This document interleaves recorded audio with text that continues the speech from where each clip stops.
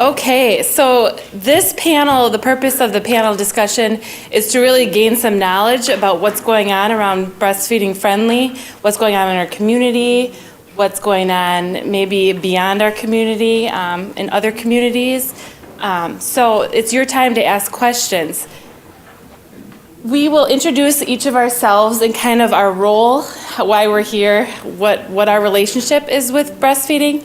And then we will open up for questions and try to think of things that you want to know, because this is going to drive our discussion and our breakout of how we really can be that billboard breastfeeding friendly community like Kadada showed in her presentation. What does that look like here? What goals do you have in the work that you do? What do you want to see? What's the ideal? And what's going on here? And how can we make that happen? So, do you want to start? Hi, I'm Kadada again. Can you hear me back there? It turned green, right? Yeah, green, it just turned green. I know he's recording.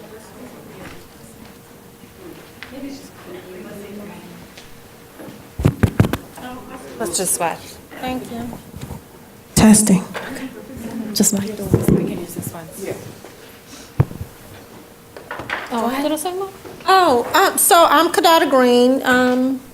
You all just saw me with Black Mothers Breastfeeding Association from Detroit, Michigan. I do also want to add that I also do national work. So I'm here for the tough questions. I will reiterate, if I didn't see you at the table, please join us in Detroit for our Motown Experience Birth and Breastfeeding Conference, and we will be having Motown Entertainment.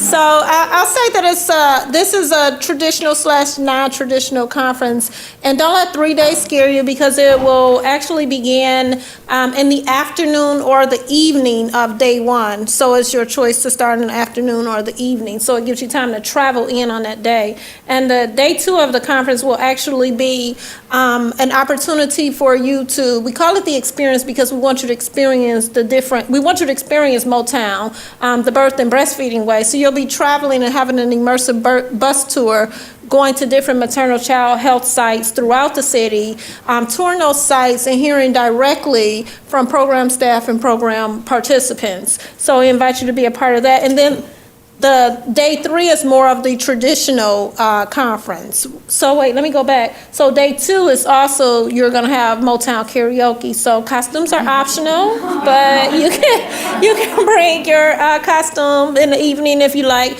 But day three will be more of a traditional conference setting, similar to here, where you'll hear from plenaries, panels, and master classes. So thank you, but I'm here for the hard questions. You got a hard question, ask me, I'll try. Can't guarantee you. And that's good. I'm Carrie, and I'm representing the collaborative here in Racine, and our breastfeeding committee and the work that we're doing to make Racine a breastfeeding friendly community. I haven't been around too long, just a year with the collaborative, but I'm also a resident of Racine, a patient of Ascension, and I was a breastfeeding mom, will be pretty soon again. So if there's any questions about the work of the collaborative and the breastfeeding specific work with Breastfeeding Friendly and our organization, please ask away. Hi, I'm Carmen Ayers. I am a mother. I have a very fun, loving 3-year-old. She just turned 3 on January 31st. I am a local mother. I am from Racine. I'm also a working mother. I am an attorney at Legal Action. I'm also on the board for the Racine Community Action Agency, Racine Kenosha Community Action Agency. My story is that of horror and tragedy that was nicely transitioned into happiness with the help of Miss Mary. She's here. So I almost was one of those numbers, and my child was almost one of those numbers. When I was here at Ascension, I was so excited to be a new mom. I was an older mother. I had a birthing plan. I thought that my doctor would actually deliver my child. That did not happen. My gynecologist was out of town the weekend of my due date. I had showed no signs that I was going to have a baby when I was supposed to have a baby. So she thought that she could leave. And that was devastating to me because she had set it up that I would be induced the Tuesday after my due date, which was a Saturday. So I thought, I'm never having a baby. Everything is going to be really like by my plan, the way I thought it would be. Clearly not. So what I ended up with was an on-call doctor that had been there all day long. He was at the end of his 24 hours and then still decided to deliver my child. I was so excited thinking I was going to have a natural birth. That did not happen. My child was in distress. It was not actually told to me how far along in distress my child was. I literally threw up in my hospital room because I was told I was going to have a C-section. That was not a moment I was ready for. Like, I am very analytical. I read lots of things. I thought I knew everything about what was going to happen, and that was not on my radar. So I ended up having a C-section. He probably should have let the new doctor come in and do my C-section, but he did not. I was not properly closed at the end of my C-section. Within an hour of having had my child, I was back in surgery so that they could re-close me up because I had opened up and I was bleeding out.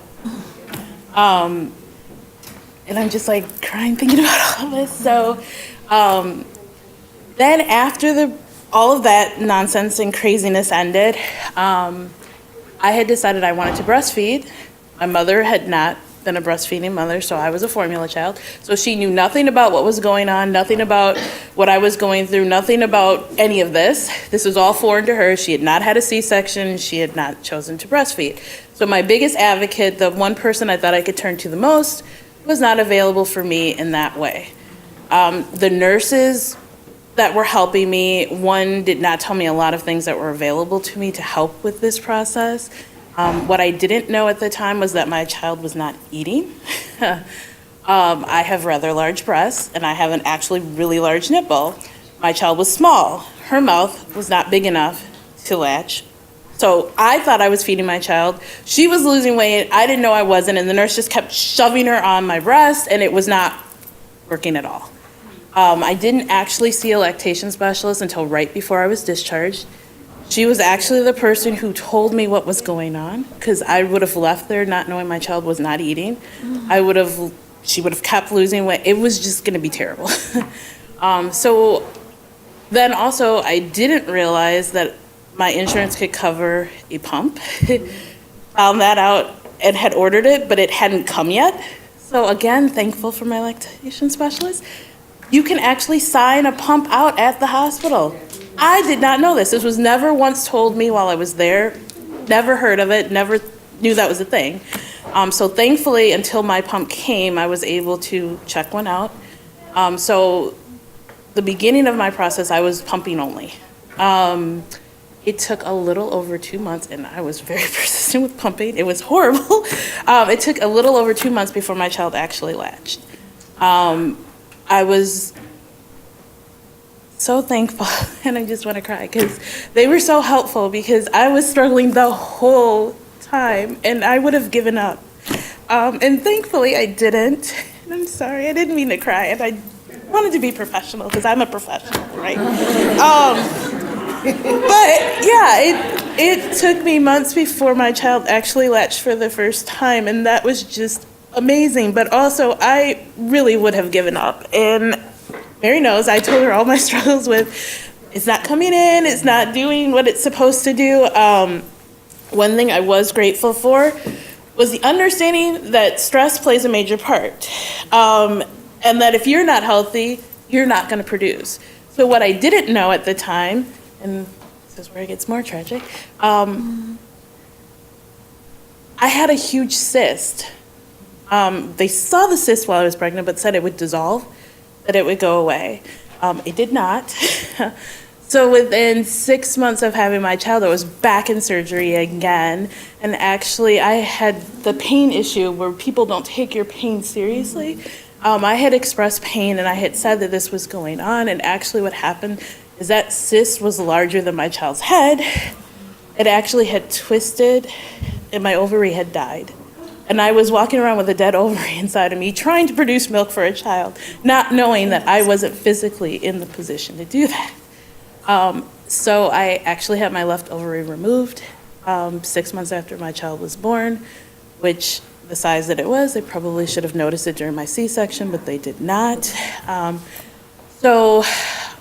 Just when I finally got to a place where I was comfortable, I had already decided I was not going to breastfeed any longer after the year was up. So I did end breastfeeding after the year, but also my child figured out how to bite, and so that just was not my thing.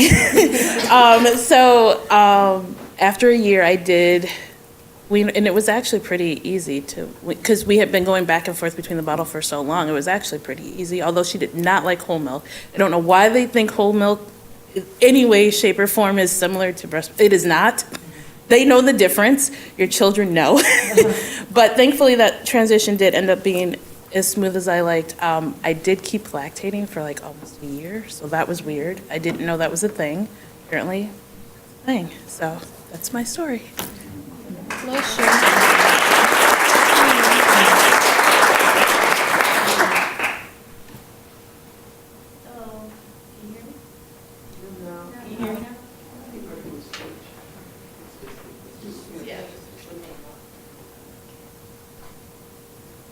Okay, can you hear me now? Okay, so I want to put a face again with the name. My name is Tiffany Latikerich. I am the breastfeeding advocate and also a wife and a mother of 4. I breastfed all 4 of my kids, and I'm actually currently breastfeeding my now 2-year-old. He turned 2 in December. He is a little bit of a biter, but I still nurse. He's the last. I mostly work with moms here in Racine. I also live here in Racine and do a lot of outreach within the community. And I look forward to partnering up with a lot of new faces that I've seen and a lot of old faces that I know that are here today. I'm Nicole with Baby Express. Tiffany she's a very good counselor, and she does a lot with the young ladies here in Racine. I'm part of the breastfeeding committee panel, or the committee with Tiffany and Carrie. And Baby Express has a breastfeeding club. We just call ourselves a chocolate milk crew. So we get together at least once a month. We were twice a month, once a month, and go on outings. And they breastfeed wherever they choose. So it's just an opportunity to get the city acclimated with breastfeeding. Okay, so I think you got a good introduction of everybody. If anybody has a question, please stand. I just wanted to mention that I put on the table some brochures from the African American Breastfeeding Alliance of Dane County. And I told you before, we've been going on for almost 16 years. And I wanted to let you know, if you want to receive our little newsletter or whatever, we need your email address because we no longer are able to send it out regular mail. So if you want, you can give us your name and your email address and we'll send it out.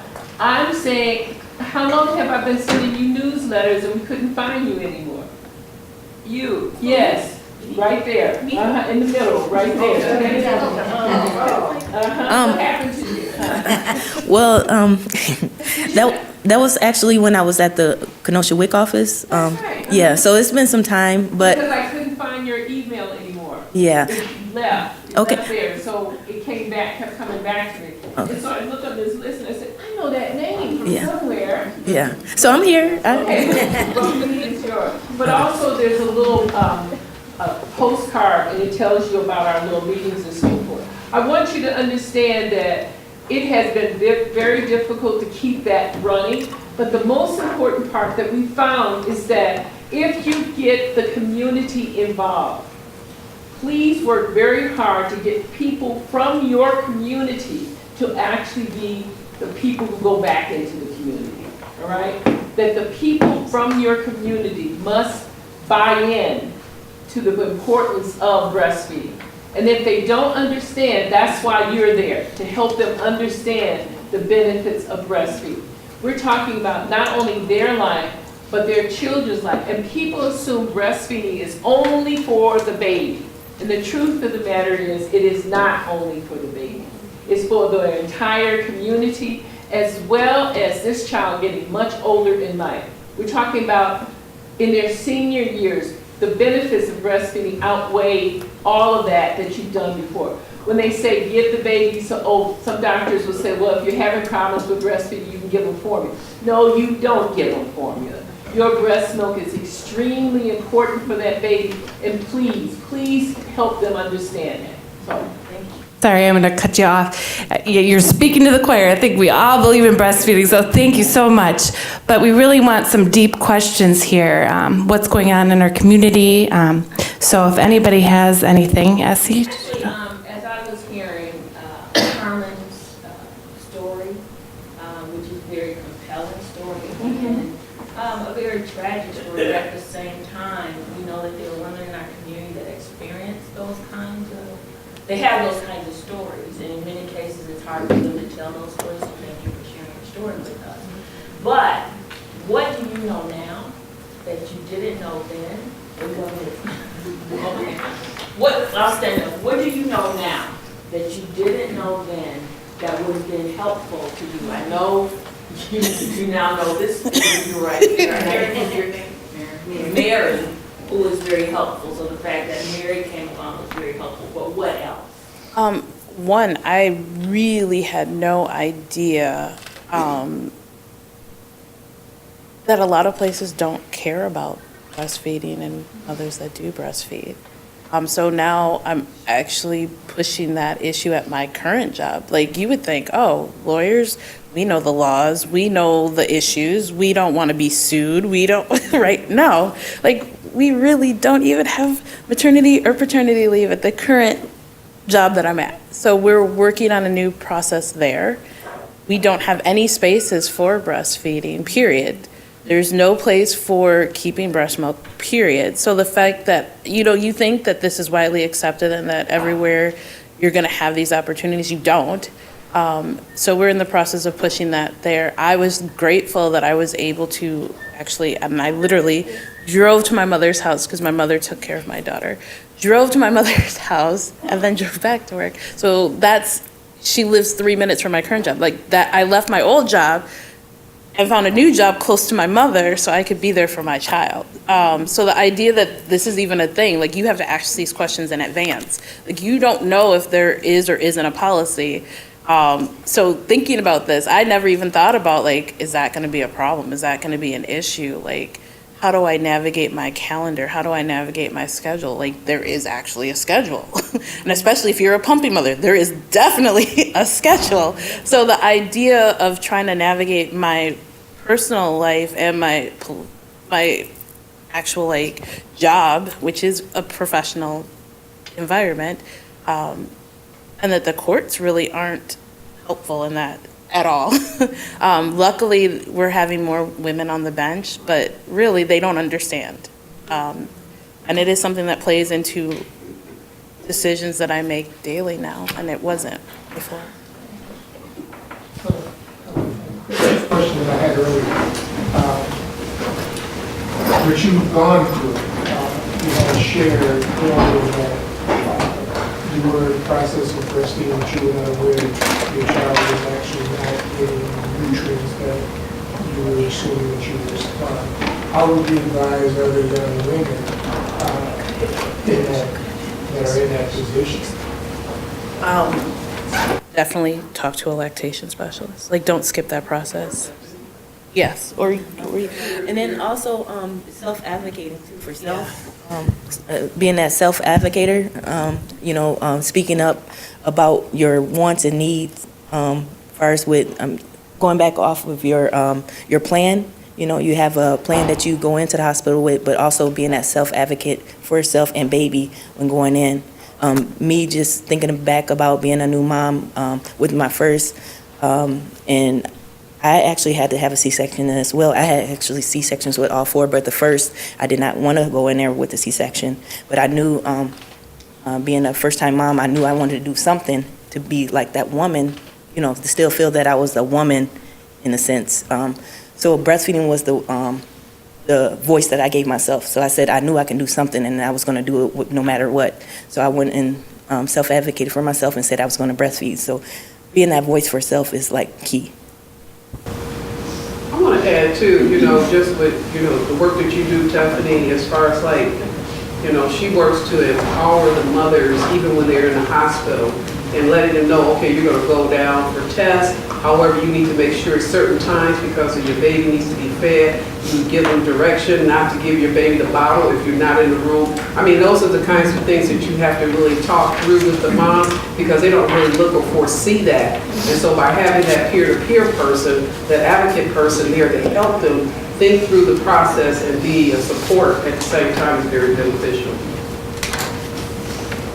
Carrie, I don't know if anybody, I'm sorry, you have a question? No, I was going to follow up also. One thing that's great with patient specialists and working with them, they have weigh-in Wednesday. So you will know if your child is growing and getting the nutrients that they need because they actually will weekly weigh your baby to figure out what is or isn't working and if they are actually thriving. So you're not just in it alone. She's talking about in our community in Racine here, the hospital has weigh-in Wednesdays for new moms. Can I just ask, because we do refer a lot of clients and stuff like that to weigh-in Wednesdays, so if baby's not gaining weight, what's the next process, I guess? If you feel like, you know what I mean, don't know. Well, we help develop a feeding plan with them to maximize the breastfeeding and At that moment, supply. or would you? Well, we do what we can in that moment to schedule an appointment if they're willing, Okay, that's what, and that's kind of. Because it is a moment. Yes, it is, that's what, it is, you weigh them and, so Right. that's why I was wondering, what's the next Yeah. process, so, okay.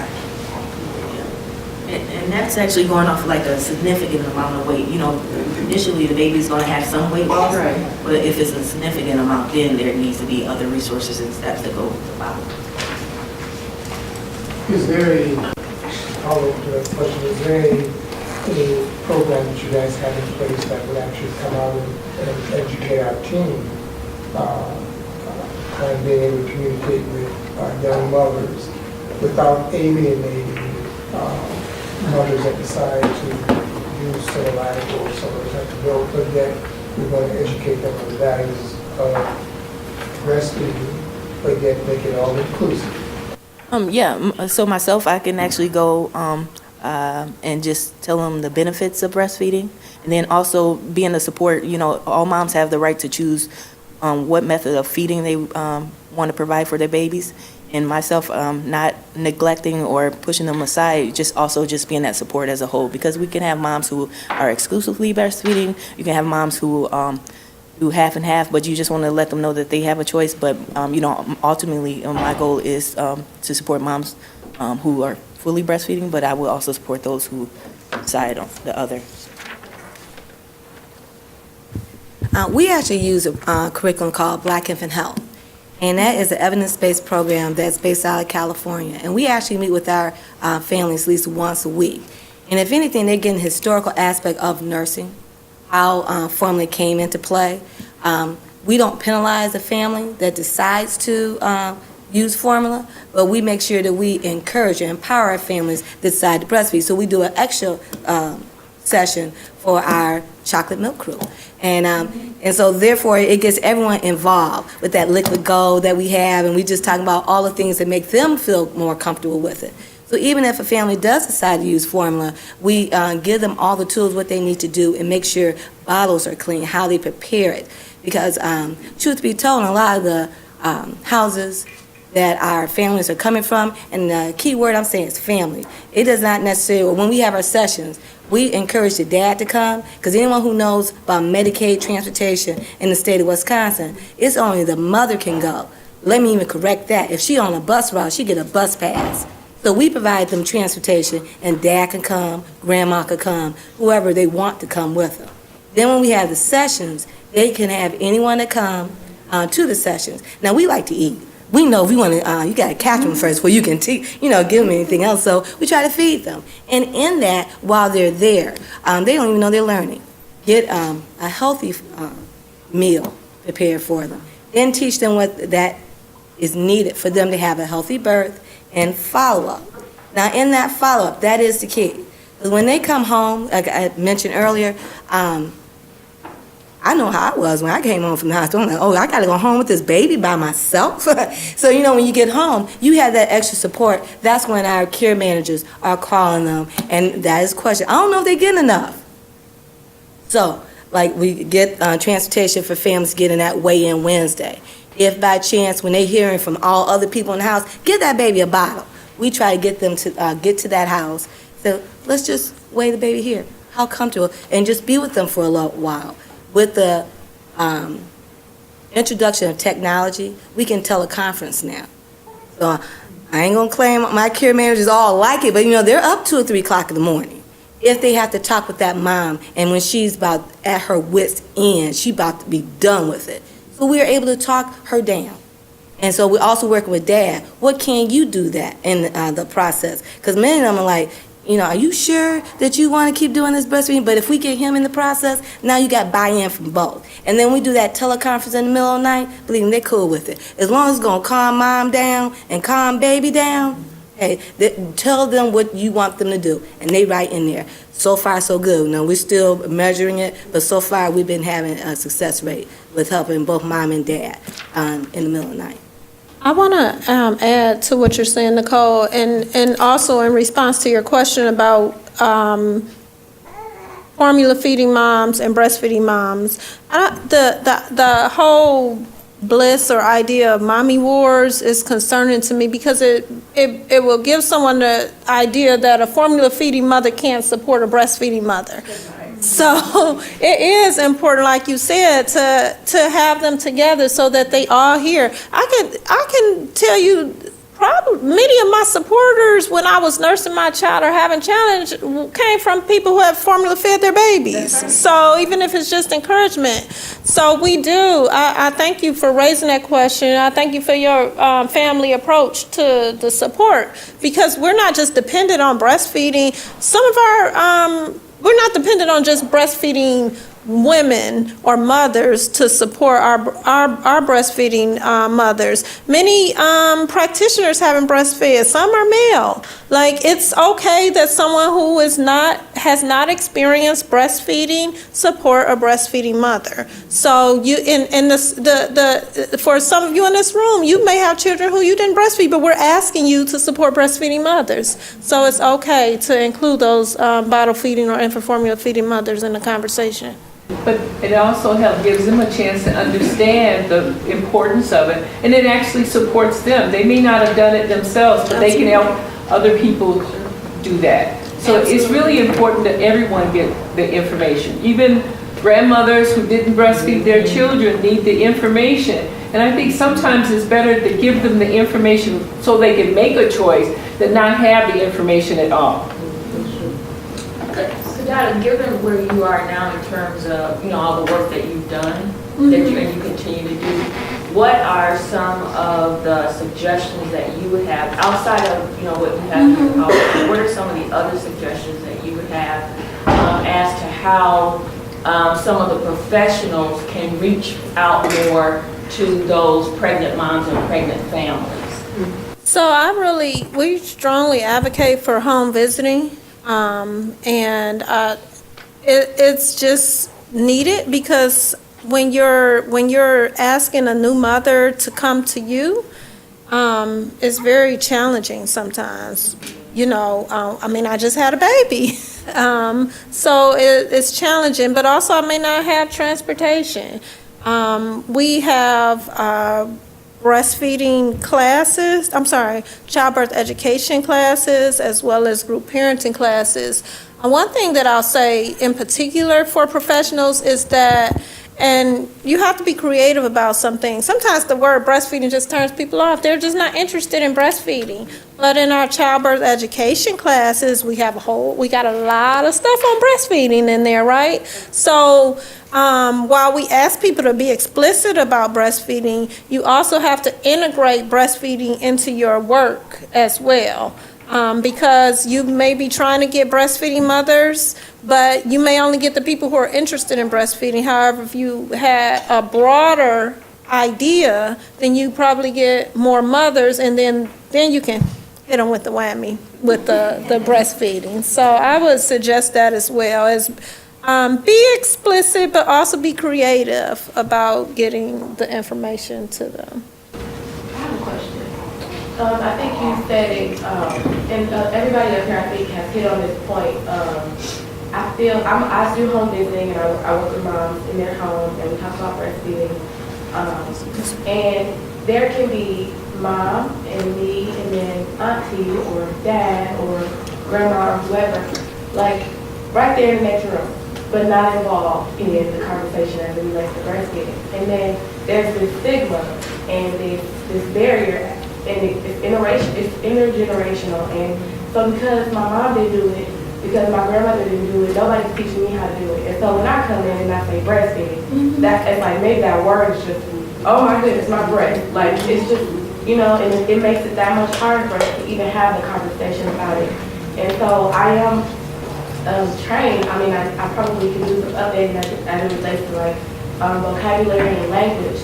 And that's the question that I have. Like, how do you say, this is important, and we need to make sure that we're talking about this and be explicit, because we want to normalize it. We want to make it so that when you leave here, it's not like, ooh, breastfeeding, my boob, my nipple, I don't want to lose back, or whatever, and whatever the thing may be. How do we have that conversation so that it's normal and it's explicit at the same time? Is it like a language, like words specifically that we need to be using, or? So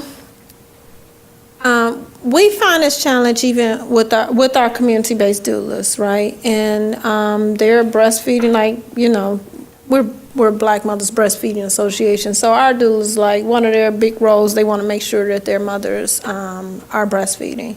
And so they've had these conversations. The mothers say they're going to breastfeed.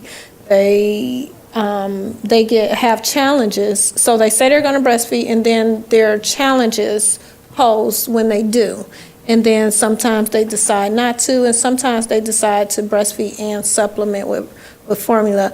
I think, and this is what I really tell our staff, is that sometimes breastfeeding advocates, we paint this pretty picture that's unreal. And so I think that being real about, yes, breastfeeding is natural, however, it's a learned experience. So telling them from the beginning, and I know I can't speak for every individual person that you've come in contact, because individually situations are different, but telling them from the beginning that this is a learned, it's natural, yes, and it can happen and it can go with no problems, but there's also a period that you might have to go through practicing, getting it right. It's not always going to be easy, while sometimes it can.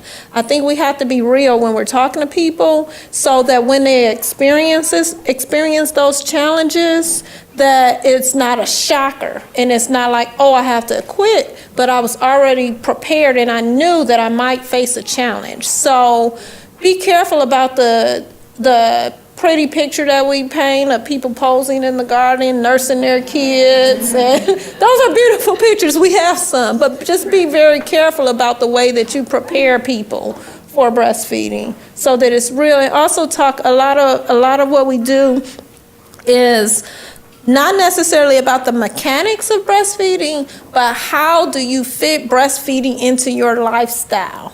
How is this going to work for me? Right? Considering my considering my household, considering my work, whether I'm returning to work, considering that I have folks in here who are telling me to quit. How do I make this fit into my lifestyle? And so those are two things that I'll say right now, is make your breastfeeding fit into your lifestyle, and be careful about the pretty picture that's painted for folks. I want to also add Adrian, I know that in Kenosha, there's We're Gonna Go. Can you talk about that a little bit? Andrea, I'm sorry. Oh, well, we just started we are leasing a van, and we can do appointments, because we service all of Kenosha County, so a lot of western Kenosha County, and even some folks in the city who have transportation issues. We've serviced a couple of moms who have just come out of the hospital, and we will take the van out there and do what we need to do to get them certified as a WIC participant, and their babies equipped with scales, and we got all the goods there. We use hotspot. We take a laptop, so it's pretty swift, and it's been on the burner for many months, like over a year, and we finally put it into practice a couple months ago. And we're building on this. A little slow yet, and of course the weather. We've had to rearrange some things because of the weather, but we're doing that.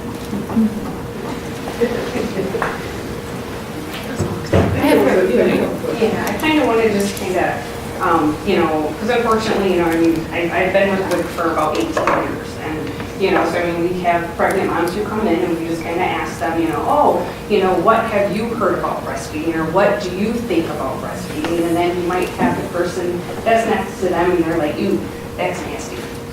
And I'm like, okay, and I just kind of keep on talking and this and that. And then a lot of times I might kind of change and go, would you give your child a pill that would help, like decrease the risk for ear infections, asthma, pneumonia, make your child smarter? Would you give your child that pill? And they're like, yes, oh my gosh, yes, I would give my child that pill. And then I kind of say, that's what breast milk can do for your child. And then they start looking at it just a little bit differently, because I feel like sometimes when you do say the word breast, they think sexually. And I always say it's not like that, and I mean, it's just something, and I always tell, I'm like, please ask questions, and stuff like that, and kind of get to know it. I mean, my mom didn't breastfeed, and after she, I was telling her stuff about breastfeeding, and I wanted to breastfeed my child, she was like, man, I really wish I would have done that. And so it's kind of, I think, unfortunately, like you said, sometimes it's that other person that, might kind of influence, but it's just kind of like, I always say, try to educate them, give them information, like, hey, honey, do you know this can make our child smarter? Did you know that? And it's just kind of, trying to just let them know, because sometimes they just might not know. And that's the thing. I think it's just, trying to really educate and, kind of understand, where they're coming from too. So what's your thoughts about breastfeeding? Because then you can really talk to them. They have a concern, about it, and they're kind of like, they're not sure, they're kind of scared. Well, I don't want to breastfeed because maybe my baby will get attached to it or something. It's just like, and kind of explaining to them, our babies are going to be attached to us. They've been in our stomach for 9 months. They know us. They know our heartbeat. They know our voice. So I mean, it's sometimes I think I use like pill because I think medically or something, and then sometimes they do. They start looking at it maybe a little bit different.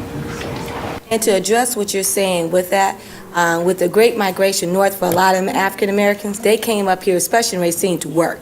You had Bill City, AMC, all these different places. So when people came here, they came to work. So a lot of kids, including myself, I still call myself a kid, but grew up in Mississippi. You were left down south while your parents came up here to work. And then and down south, I was used to seeing nursing mothers, but I did not see that in Wisconsin. But with that, you had a lot of mothers that had to make that sacrifice between working and or taking care of their kids. And unfortunately, with institutional racism, they're still at that point at times where they're going to work 2 weeks after they've given birth because they got to pay the bills. And in that, you have a whole generation that have not seen a nursing mother. And then oftentimes with that, you just made the comment that just clicked for me. You don't want to get too attached to that baby. More often than not, I hear that when we're going to these homes. So how do we talk to some of these families that are like, baby, you ain't gonna do all that. You know, you need to get that baby a bottle, so you gotta get to work. And I say, yes, ma'am. And I gotta go to adjust and be humble and explain to them, yes, ma'am, I do understand, but we have to, and like you said, pill. I assure you, the baby will do much better with asthma, earaches, and then and keep approaching, hitting it, because that's how we're going to change. Now, it is at times we have to be the change, and we have to show them that it's possible. Yes, do I bring my kids? Yeah, I say that. You see, they're all right, and you know, but in not being always being silly with it, but if anything, show it as an example. And that is where we do see that, and often as what they're called wet nurses, that was not always popular because it had a role of submission and had people from sharecroppers, things of that nature. They didn't want to have anything to remind them of that period in African American history that oftentimes affect how we think today. Great. I think due to time, we're going to end with this great transition, the environmental piece. Just, I want to end with you, Kidada. Changing the environment. What one policy or program have you seen in a city level that has been the most visual effectiveness for changing the culture around breastfeeding? Because I think the stigma is there. We have it here in our community. You know, it's the historical stigma. It's, you know, my mom didn't do it, or there's no place to breastfeed, or I don't want to see it being done in the community. And I think having that visual really helps start this movement of change. So do you have any examples of? So I'll say, and I'm not going to say this is like a silver bullet, so it's not like one, but I definitely think if we're talking community integration, we're really talking about, one of the slides that I showed up there was about, it said in partnership. And so it's really a program that a hospital has with community members and community health workers. And so what they do, this particular program is called Women Inspired Neighborhood Network. And so they have, what do they call them? They do group parenting, group prenatal classes. Centering, They use the similar centering model, only they put a spin on it.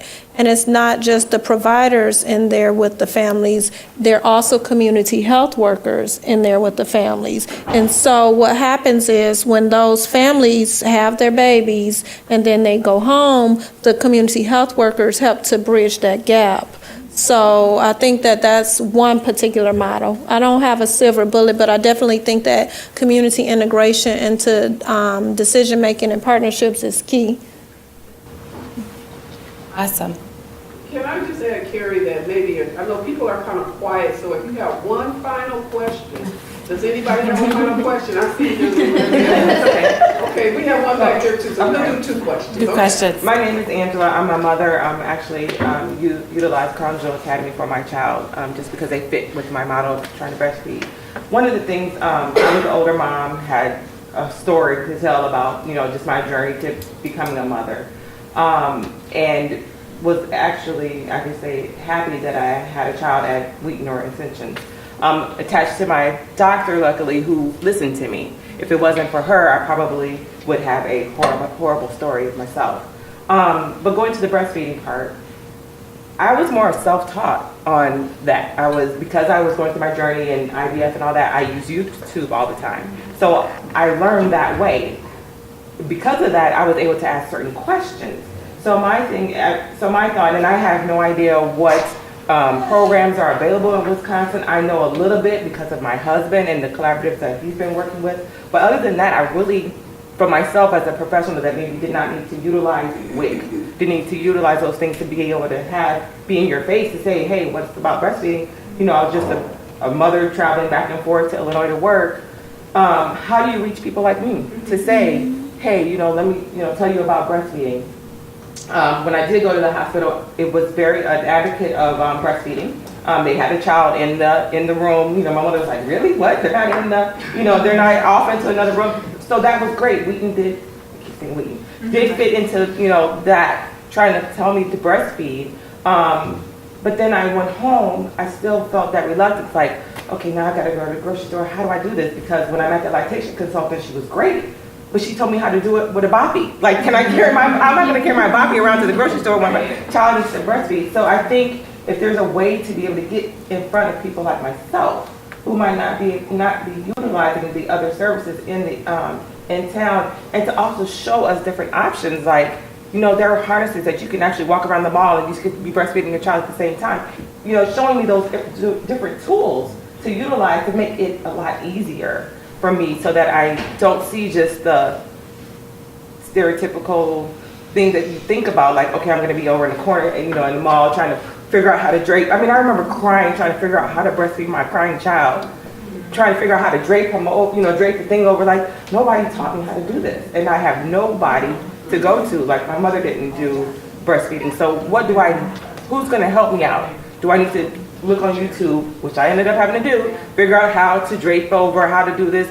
It just was a mess. So if there's a way that you can implement when you're talking to people, bring in those tools and saying, hey, this is the harness, this is the, you know, mobile you can use. You can use these different things and different tools. You don't have to be afraid to go out the house. Because I was literally in the house for 6 months. I'm like, I can't go out. I can't do anything because I don't know. It was just a mess. So. I'll take it. Can I take the question? Okay, so so I should first say that we don't have income requirements for Black Mothers Breastfeeding Association, and I'm happy you raised this point because Black women's or Black babies' infant mortality rate is not distinct by income.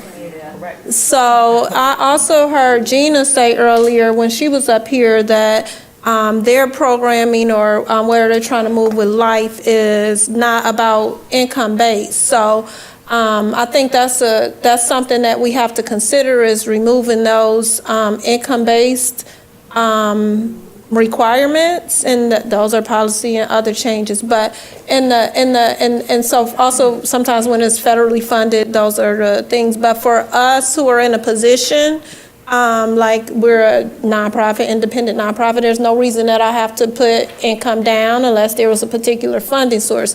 Then that's an opportunity for us to open it up to folks, the services. But I also say what I heard you say is what I was talking about is how to fit breastfeeding into my lifestyle. That's what your struggle was. And some of that is through conversing and conversing with other mothers who are a similar sociocultural background, and that's where those breastfeeding clubs and things of that sort come into. Because if you were surrounded with a group of sisters who were also breastfeeding, then you could have some of those answers to your questions. So. Okay. We got one more question? She said that it actually did fit into. Okay. So thank you so much. Okay, sure. So, hi everybody, I'm actually from Milwaukee. And so I am thankful to be here and hear all of this positive energy about breastfeeding support to address some of your concerns, especially for people who work in clinics. I'm a registered nurse as well as a doula, and some of that requires us moving our program out of our facility, our offices, and putting it into the community. So for instance, I have an event coming up in March that will move the information that's needed out of office spaces into, we created in Milwaukee a new hub called Sherman Phoenix. It houses about 27 Black entrepreneurs. They've been hosting all type of events in that space. So we'll have an event March 23rd during World Doula Awareness Week, where we will have interactive vendors, presenters talking about doulaing, about breastfeeding, about baby wearing, about yoga during pregnancy, all different type of disciplines and collaborative programs that will be centered right in the community, sharing information. We'll be pampering moms. There's a paint creative art space in that building. We'll do a paint, and you know how they have the paint sets. We'll do a paint and pamper event upstairs for new moms or expecting moms. But really getting out into the community, being more visible outside of the offices, I think would have, hopefully reached you during that period. Our local WIC office will be present at the event too. So even reaching out to those organizations and maybe even collaborating, working together, finding a centrally located building or community center where families are already convening just leisurely to host an event, I think would be a good idea. There you go. Yes, or getting to the doctors, because I honestly, I still wouldn't, I've lived in Richmond for 8 years, and I still probably wouldn't have tapped in. No, you talk to my doctor, I would have. I think the pamphlet to be able to say, here's your daycare, here's your, there's a lactation consultant, like, here's your information that you need. But you know what I was going to say? You have a specific image of what it would help you, so why don't you do that? Why don't you find, because you're in the, you know what you went through, so you can help others just because you went through that. And I would love to hear what you can create to help the rest of the community. All right, well, this is like so exciting because we just really keep going and going. I mean, but I really appreciate the conversation and I really appreciate the input.